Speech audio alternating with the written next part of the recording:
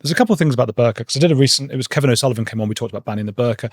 I mean, firstly, I've never seen a British flagged burqa. I've just never seen it. So this idea that we're putting in the newspaper, lovely if that was true. Maybe you could say, oh, people want to adapt in a way. They're using their old customs, but it's a British coloured burqa. Fantastic. But I've never seen that. And the other thing is, loads of people started commenting underneath, or quite a few saying, I've lived in England all my life, never seen a person in a burqa. I saw about 500 yesterday, like 500. I see hundreds and hundreds and hundreds, more every week, certainly more every year. Utterly mad. So, we're at a point now, there are a lot of Muslims in this country. A lot of people are saying, okay, allow more in, but they have to adapt, like sort of a Catherine Birbal Singh, Michaela School thing. But would you say that's impossible? Yeah, so I will challenge the idea that it would be even nice even if there is a Union Jack on it. Because I think that people fail to have a theory of mind as to what people think when they adhere to Islamic customs. People think that Islam and some other religions they can be compartmentalized as a comprehensive doctrine of the good purely to your private life, and then the only public exhibition of this is your clothing and the food you might eat. And this is because of a very, I think, Protestant conception of what religion was that applied to kind of have Catholics, Protestants, and Jews live together in Europe under the umbrella of liberal pluralism. And it worked because they all had a common religious sort of root.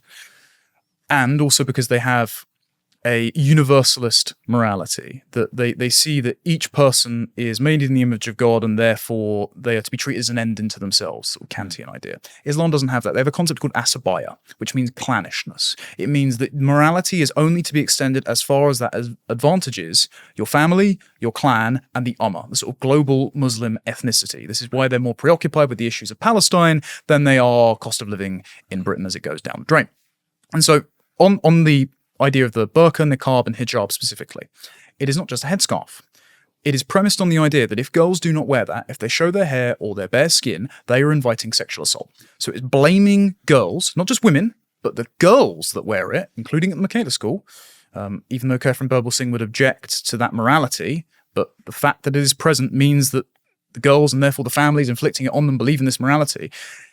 The idea is that the girls themselves are inviting men to sin, and if they provoke sexual violence, they are to blame for it. That's just not how we do things here. We think all women and men are capable of equal moral dignity. There's a completely incompatible moral tradition.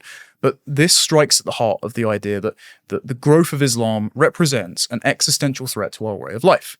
Like, the foundations of common law and the foundations of Sharia law are irreconcilable. You can't have a little bit of both. It's either one or the other.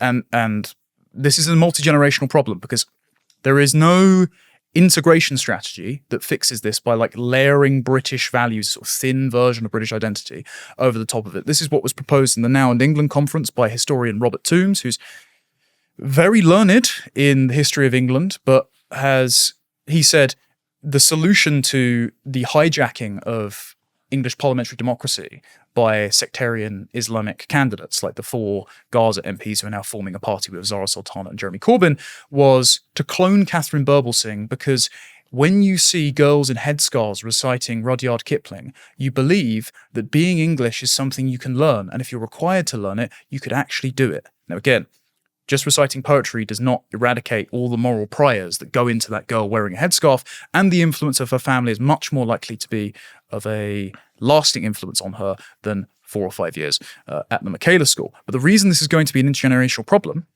is because, per recent ONS statistics and per recent statistics from the Henry Jackson Society, Muhammad is now the most popular baby name for newborns in England.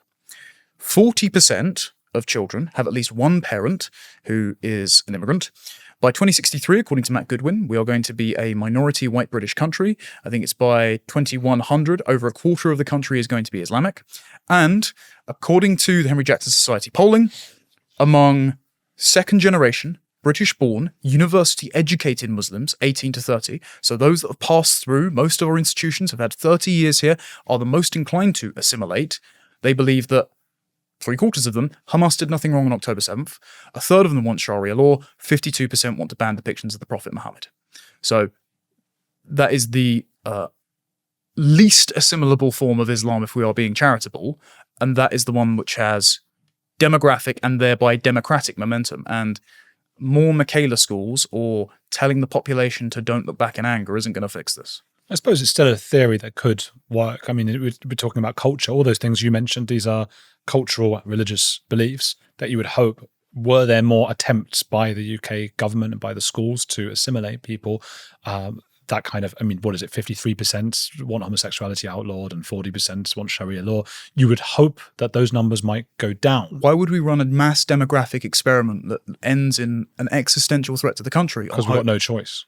Well, we do have choice. Well, we could, I mean, we absolutely do have a choice. Okay. And it doesn't require sort of the most militaristic of forceful expulsions. All we do is we ban cousin marriage. We, don't allow the construction of any new mosques. I just don't think we allow them to practice. Frankly, we shouldn't allow it's not going to happen. I'm saying we shouldn't allow. I'm being prescriptive. And also, it depends how bad things get. We could throw away our entirely liberal priors based on the idea that we're all the same underneath and that all cultural differences are totally arbitrary and it can be remedied by more social housing and subsidies and a different school curriculum.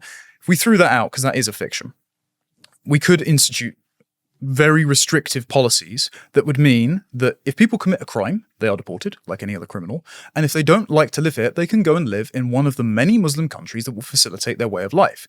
Largely, a lot of the reason that these people are here is because they're living off the largesse of the taxpayer. 47% of London's social housing is occupied by first-generation immigrants. 33% of Pakistanis and Bangladeshis have never worked in their life. We're paying billions every year in universal credit to refugee and immigrant households. Why are we battery farming foreigners at our expense if they're living in ethnic enclaves wholly apart from, and in many cases antagonistic to, the native population, and then lobbying for greater representation in government to then have the government act as a sort of client agent on their behalf while neglecting the needs of the British host majority? Yeah. I think we're a bit screwed, to be honest. I mean, I know that's defeatist, and it actually annoys my viewers sometimes. But I know I get everything that you're saying there. But I just think there's always ways to get into the country. They'll just find a way. And high birth rates and gingers converting to Islam. I don't think there's that many gingers converting.